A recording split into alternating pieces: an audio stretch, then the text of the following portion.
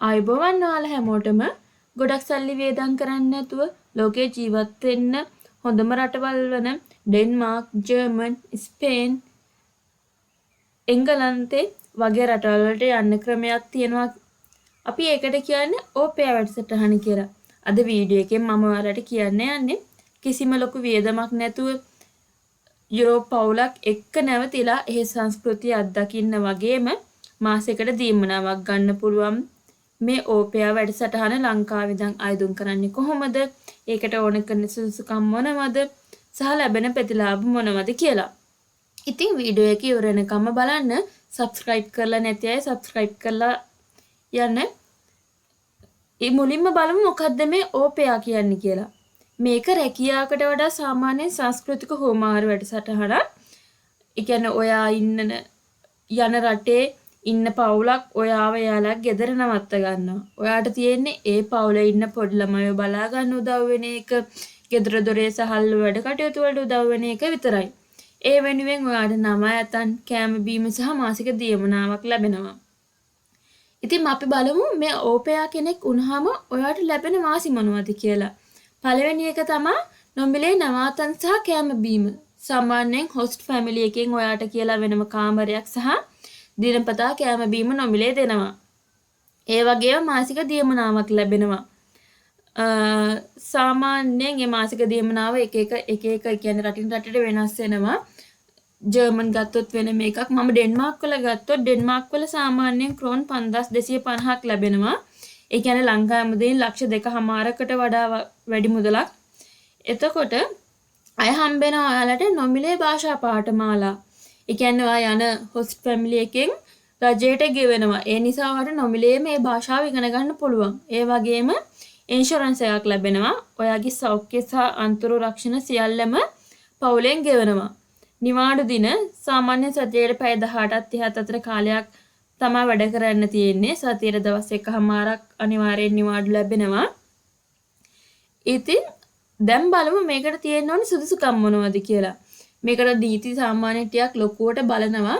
මම සාමාන්‍යයෙන් හැම රටකම වගේ තියෙන ටිකක් කියන්නම්. ජර්මන් වල ඇරෙන්න අනිත් රටවල් වල ඔයා ආයුධම් කරනකොට වයස 18ත් 29ත් අතර වෙන්න ඕනේ. ඒ කියන්නේ ඔයාට අවුරුදු 30 සම්පූර්ණ වෙලා තියෙන්න බෑ. විවාහක අවිවාහක බව ගත්තොත් එහෙම ඔයා අනිවාර්යයෙන්ම අවිවාහක වෙන්න ඕනේ. ඒ කියන්නේ කසාද නොබැඳ ඉන්න ඕනේ. ඔයාට ළමයි ඉන්නත් බෑ. භාෂාව ගත්තොත් සාමාන්‍යයෙන් ඉංග්‍රීසි, ජර්මන්, ඩෑනිෂ් ඒ වගේ අඩුම ආඩ ඉංග්‍රීසිවත් යන්තම් යාලත් එක්ක කියන්නේ යාලත් එක්ක කතා බහ කරගන්න කමියුනිකේෂන් එකක් යන්න පුළුවන් වෙන තරමට තිබ්බනම් ඇති.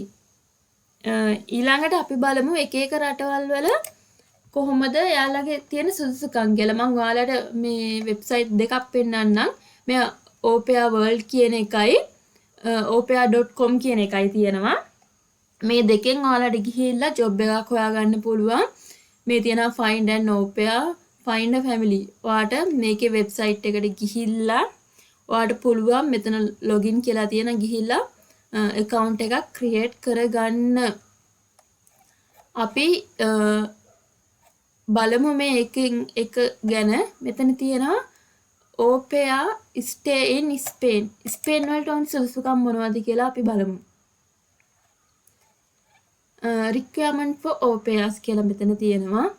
you are between මෙතන අවුරුදු 18ත් 30ත් අතර වෙන්න ඕනි. ඔයා EU citizen කෙනෙක් නම් 17ක් වුණාට ප්‍රශ්නයක් නැහැ. EU නෙවෙයිනේ අපි third world country නිසා 18ත් 30ත් අතර වෙන්න ඕනි. මේක මෙතන තියෙනවා you are unmarried and have no children. බැඳලා ඉන්න බෑ, ළමයි ඉන්න බෑ.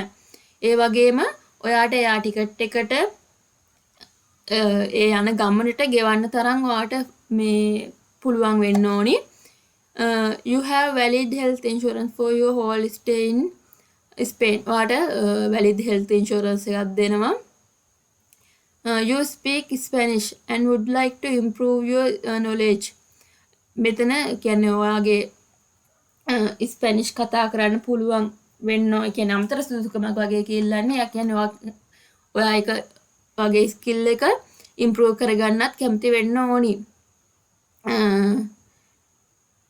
මෙන්න මෙතන සිටිසන් කෙනෙක් වෙන්න ඕනි.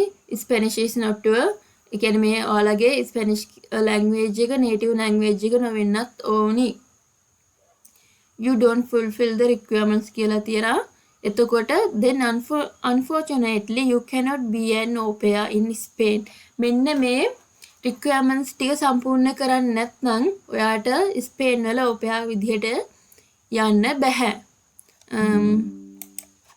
අපි ඊළඟට බලමු වෙන රටක් අරගෙන ජර්මන් වගේ ගත්තොත් ජර්මන් වල සාමාන්‍යයෙන් වයස ගොඩක් වෙනස් වෙනවා. අනිත් හැම රටකම වගේ සාමාන්‍යයෙන් තියෙන 18 30 අතර මෙතන තියෙන මේ non-EU තියෙන you are between 18 and 26 years old. ඒ කියන්නේ ජර්මන් වල අවුරුදු 28ට වඩා අඩු වෙන්න ඕනේ.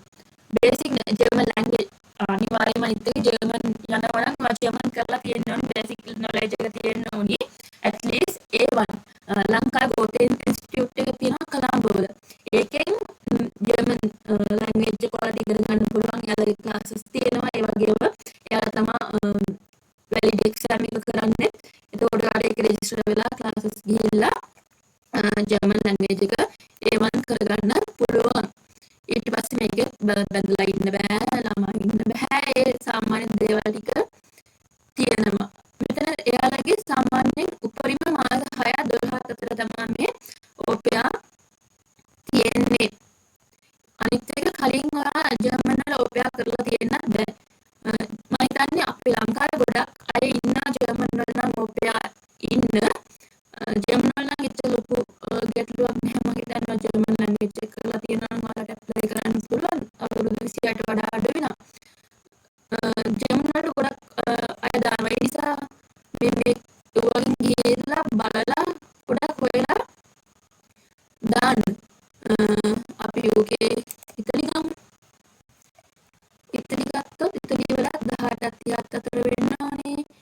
you have a nationality other than Italian. Italian වෙන්න බෑ. Italian නැතුව වෙන ඕන nationality එකක් වෙන්න ඕනේ. you are not married and have no children. මෙතන ළමයි ඉන්න බෑ. ඔයාලට පුළුවන් වෙන්න ඕනේ මේ ඒ travel cost එක මේ කරගන්න. you would like to go to Italy as a au pair in living with host family.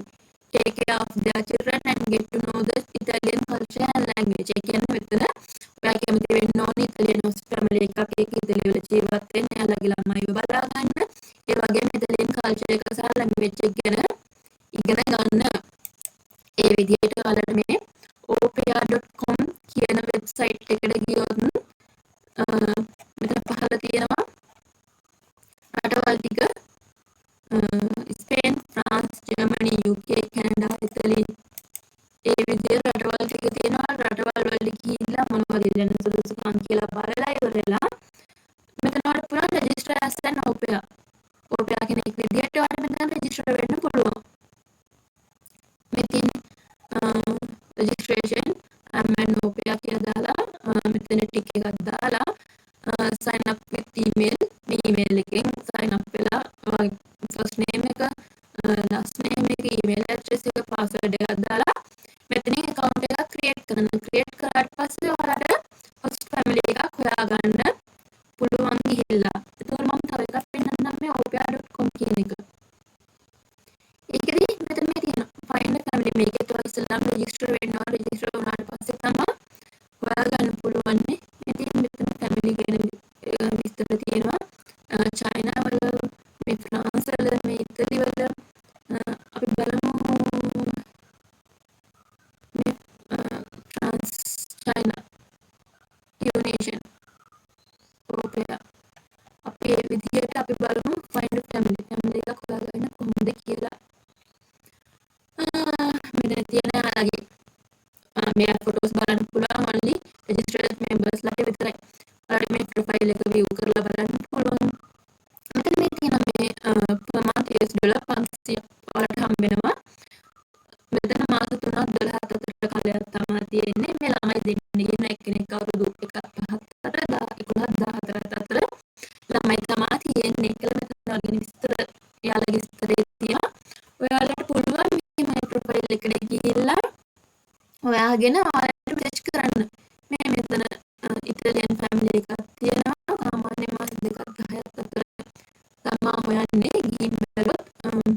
Register වෙලා ඉන්න ඕනි ඒ කොල්ල ගැන හොයන්න. ඔයාලට මේ ප්‍රොෆයිල් එක බලන්න බෑ.